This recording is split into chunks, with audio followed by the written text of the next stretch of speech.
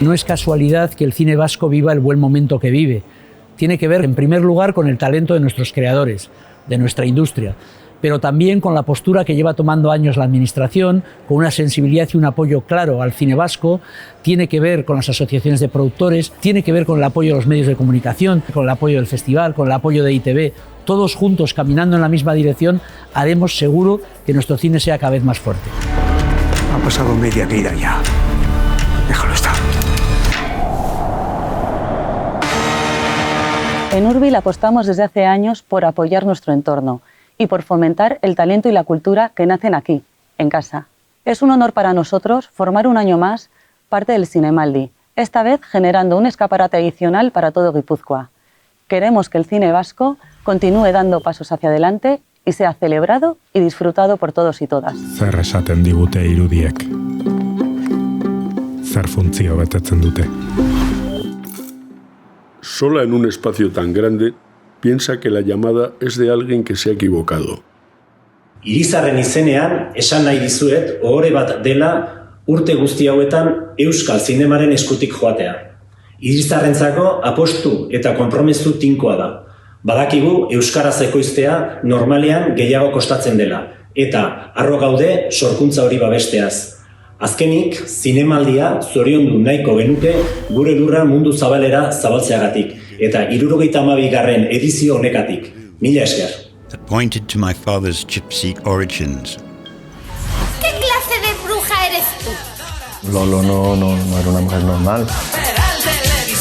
Era como una niña, ¿no? Era como una Alicia en el País de las Maravillas. 72. edizio honetan EITB babesle ofiziala izango da lehen aldiz eta Zinemaldia garatzen eta indartzen lagunduko dugu. Edizio honetan EITBren partaidetza duten 13 ekoizpenek parte hartuko dute. Bestalde, Euskal Zinemaren gala handi horren antolatzaileak eta ekoizleak gara.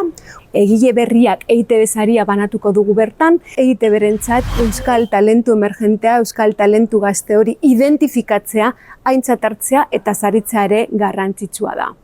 Hurrengo gunean, irailaren 25ean EITB gala izango dugu.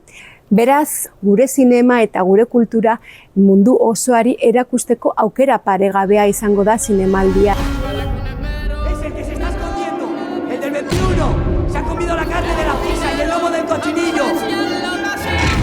Beno, esango nuke Euskal Zinema loraldian dagoala, gaur arte eduki dauen mailarik altuenean, eta burura etortzen zaizkidan hitzak, lehen hitzak, eskerrak emateko dira. Eskerrak Euskal ikusentzunezkoen industrialan egiten duzuen guztioi. Eusko Jaurlaritza bide lagun izango da, bide lagun izango gara, eta elkarlanean arituko dugu.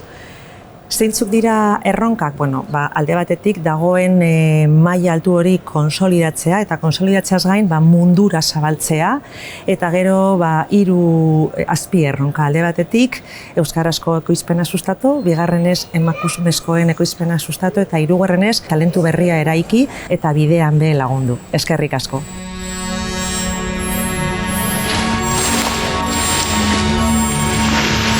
Este año destacamos la unificación de las productoras vascas. Oso kontzienteak gea, zein dien gure beharrak eta erronkak, eta unitatea bide bakarra dela. Solo a través del trabajo conjunto y el diálogo permanente con el resto de agentes e instituciones implicadas podremos consolidar y avanzar en este modelo de éxito del audiovisual vasco. Sisplau, de veritat. Probablemente tengamos cine vasco importante para los próximos años. Pero si queremos que esto sea una apuesta de futuro, es decir, necesitamos que haya una apuesta clara y decidida por parte de todos y especialmente por parte de las instituciones, por los nuevos directores. Tenemos que sacar nuevas directoras, nuevos directores que de alguna forma engrosen ese número de cineastas que van a ser el cine del futuro. ¿Le han explicado de qué se le acusa? Sí, me lo han explicado. Tan difícil es creerme y ya está. Aitor, tan difíciles. Por favor, ¿qué les dirías a las mujeres que están en una situación como la que has vivido? Que no se callen, que lo cuenten.